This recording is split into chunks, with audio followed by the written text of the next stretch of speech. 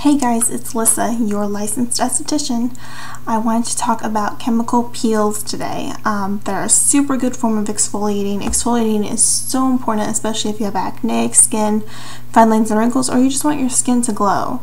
Exfoliating is important to do like every 2 days. You want to exfoliate really well, especially you want to exfoliate your body as well, especially if you are waxing.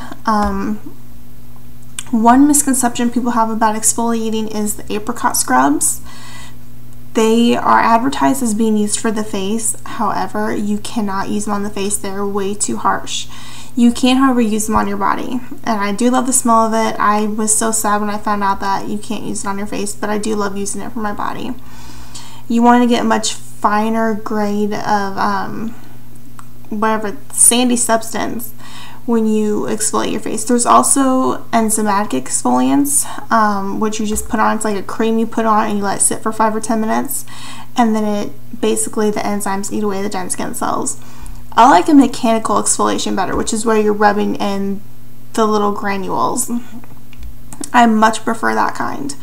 So another way of exfoliating is doing chemical peels. Those you only want to do once a week to every 4 weeks, depending on what degree peel you're using. If you're using a peel from an esthetician, or if you're going to a dermatologist and getting a peel done. Now my makeup looks horrible right now. It's a super hot day today, but I'm going to do a peel for you guys. So let's get started. Okay, so I just removed my makeup. It's very important that you remove your makeup, wash, cleanse, tone your face. Don't exfoliate when you're doing a peel. You can do these at home, but I wouldn't recommend it unless you really know what you're doing. Like, I'm an esthetician, so I've been trained in peels before, so I feel confident in doing them at home. They do sell really high grade peels on the market on like Amazon.com, like peels that only dermatologists should be administering. Like, estheticians shouldn't even be giving them because they're so strong. But they sell them on Amazon, and then people end up coming out with these really horrible burns, and they wonder, why did I get burned from this product? And I mean, it's honestly, with Amazon, it's a lawsuit waiting to happen. However, for the smaller grade peels, I feel comfortable doing them at home because, I mean, like I said, I've had training in them. So I'm not going to tell you how to do it because I don't want to advise anyone on how to do it if they're not trained. If they want to get a peel, I'd advise them to go to a professional.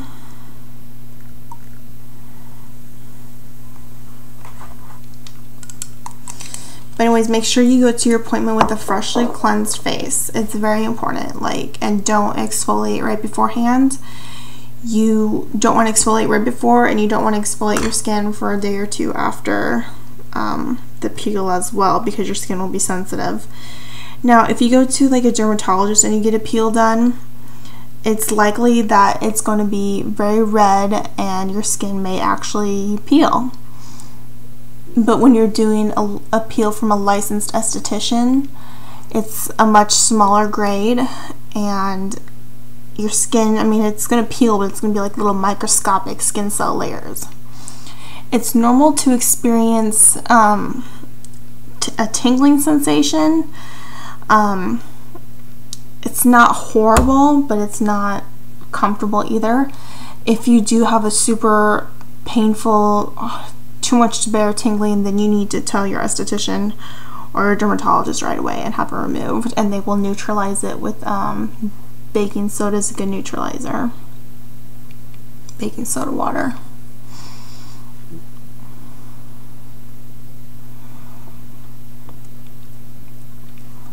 So I'm doing a peel on my face because I do have these breakouts, and the peels are really good for breakouts.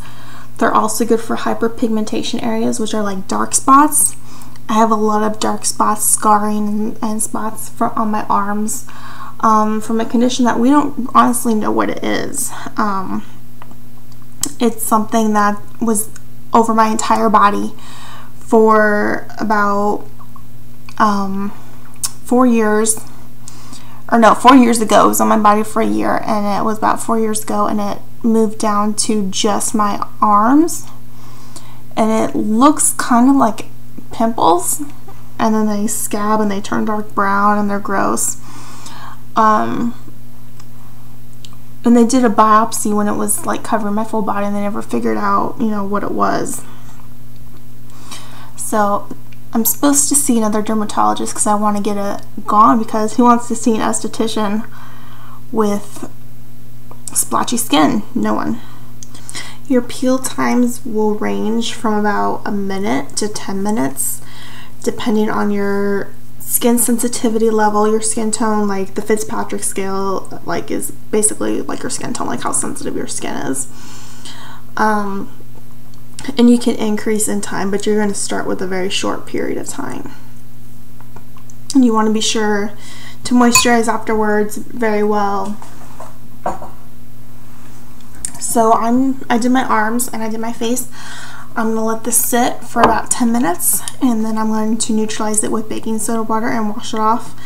But like I said, it's a really good procedure to do once a week to once every 4 weeks, depending on what strength you use and if you're going to an esthetician or a dermatologist.